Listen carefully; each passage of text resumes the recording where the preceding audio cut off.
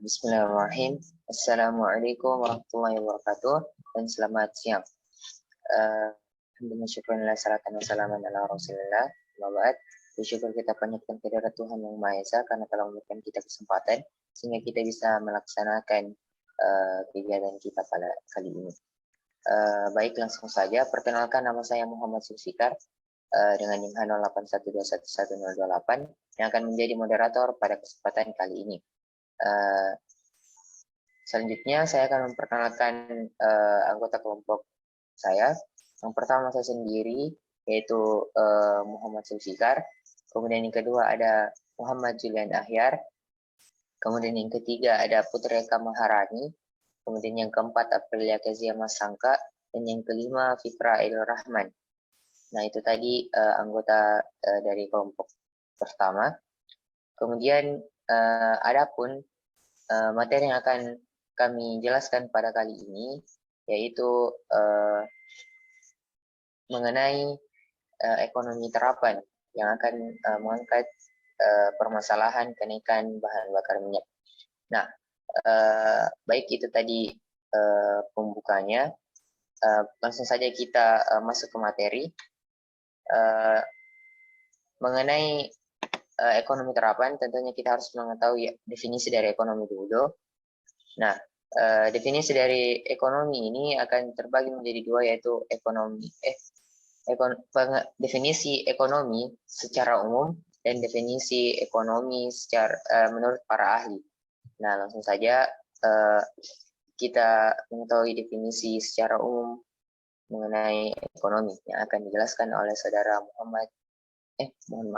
Fikra Aidil Rahman.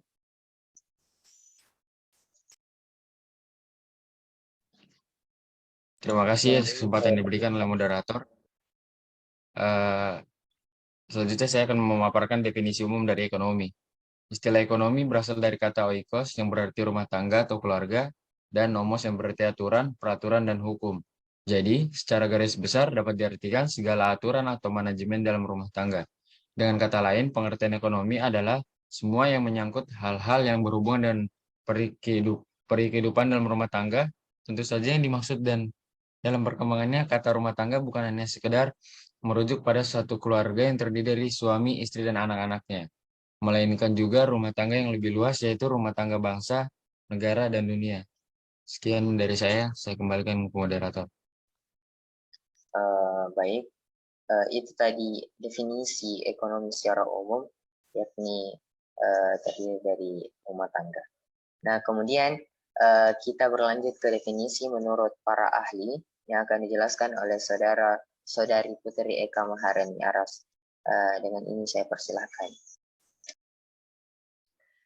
Terima kasih atas kesempatan yang diberikan oleh moderator. Nah, dari definisi menurut para ahli sendiri, kami merangkumnya menjadi 3 dari tokoh terkenal, yaitu yang pertama dari Adam Smith. Beliau mengatakan bahwa ekonomi ialah penyelidikan tentang keadaan dan sebab adanya kekayaan negara.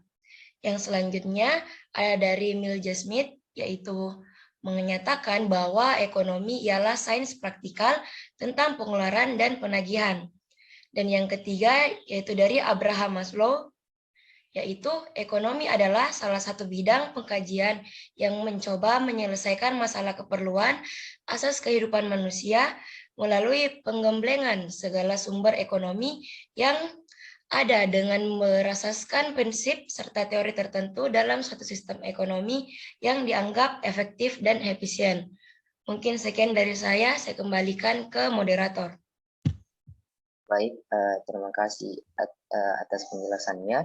Itu tadi definisi ekonomi menurut para ahli, karena untuk definisi sendiri itu bersifat subjektif, maka untuk definisi itu banyak. Kemudian kita berlanjut ke submateri yang kedua, yaitu ekonomi di Indonesia. Nah, ekonomi di Indonesia ini juga mengalami pasang surut. Jadi mari kita ketahui bersama-sama yang akan dijelaskan oleh saudara Muhammad Julian Ahyar. Dengan ini saya persilahkan. Baik, terima kasih atas kesempatan yang telah diberikan kepada saya. Di sini saya akan menjelaskan materi ekonomi di Indonesia, atau lebih tepatnya kondisi ekonomi di Indonesia saat ini.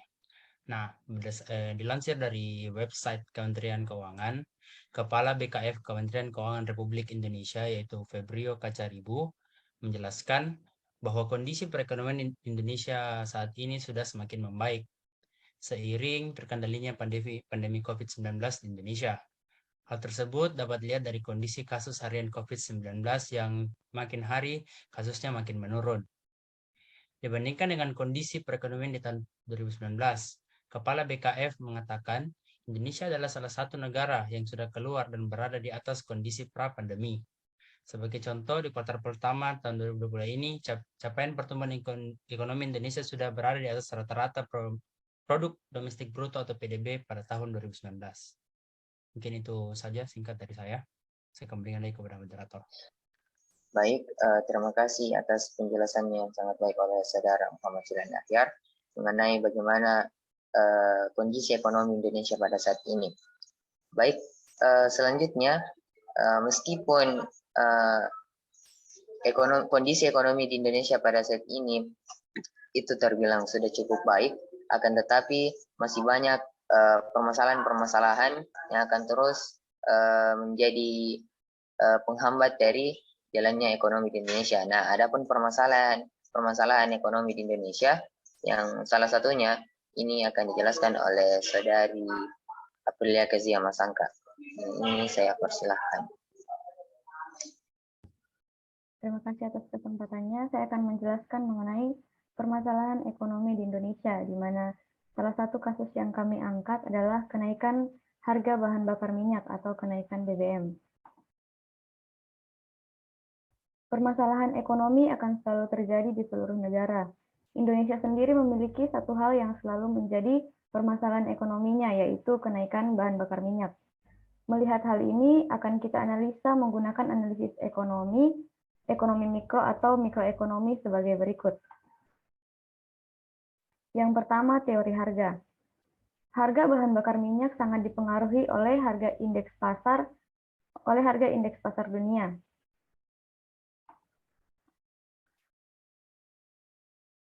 Dan nilai kurs dolar Amerika terhadap rupiah. Apabila terjadi peningkatan harga BBM, maka berdasarkan analisis teori harga, penyebab hal itu terjadi adalah harga indeks pasar dunia yang gasolin atau gas oil. Dan nilai kurs dolar Amerika terhadap rupiah mengalami peningkatan signifikan. Kenaikan ini tentu saja akan berdampak terhadap harga jenis BBM. Untuk itu, memang dibutuhkan penyesuaian harga BBM yang berlaku saat ini sebagai kebijakan dari pemerintah. Yang kedua adalah teori produksi. Bahan bakar minyak merupakan output atau hasil dari sumber daya alam yang tidak dapat diperbarui. Artinya, semakin lama sumber daya alam tersebut digunakan, maka ketersediaannya akan semakin sedikit pula. Kemudian, kelangkaan sumber daya alam tersebut akan mempengaruhi harga produksi dari BBM, sehingga berdasarkan analisis teori produksi, harga BBM mengalami peningkatan diakibatkan biaya produksi yang semakin tinggi. Mungkin sekian dari saya kembalikan kepada moderator. Baik, terima kasih atas penjelasannya. Nah, itu tadi analisa mengenai permasalahan ekonomi di Indonesia, yaitu kenaikan harga bahan bakar minyak. Nah, selain dari teori harga dan teori produksi, masih ada dua lagi teori untuk menganalisis permasalahan ekonomi dengan cara mikroekonomi yang akan saya jelaskan. Oke, next. Nah, teori yang ketiga adalah teori distribusi. Nah, penyaluran BBM ini dari hasil produksi hingga ke tangan konsumen itu tentunya membutuhkan biaya yang tidak sedikit. Nah, belum lagi para tenaga kerja yang wajib diberikan haknya karena sudah menjadi kewajibannya. Kemudian, berdasarkan analisis teori distribusi, nah harga BBM akan mengalami peningkatan seiring dengan meningkatnya distribusi BBM itu sendiri. Jadi semakin banyak distribusi yang terjadi, maka semakin tinggi pula atau semakin besar pula dampak yang diberikan terhadap harga BBM. Kemudian selanjutnya yaitu teori konsumsi. Nah, untuk teori konsumsi sendiri itu, perilaku konsumen dalam menggunakan bahan bakar minyak itu sendiri juga memiliki pengaruh yang sangat besar terhadap peningkatan harga bahan bakar minyak. Nah, banyaknya oknum-oknum yang tidak bertanggung jawab yang menimbun bahan bakar minyak yang kemudian menghambat pendistribusian bahan bakar minyak hingga ke konsumen dan membuat bahan bakar minyak menjadi langka. Nah, hal ini tentunya akan mengakibatkan ketidakseimbangan antara permintaan dan penawaran dalam pasar, di mana akan semakin meningkat permintaan, sedangkan penawaran dalam pasar ini semakin sedikit karena adanya penimbunan yang dilakukan oleh oknum-oknum yang tidak bertanggung jawab.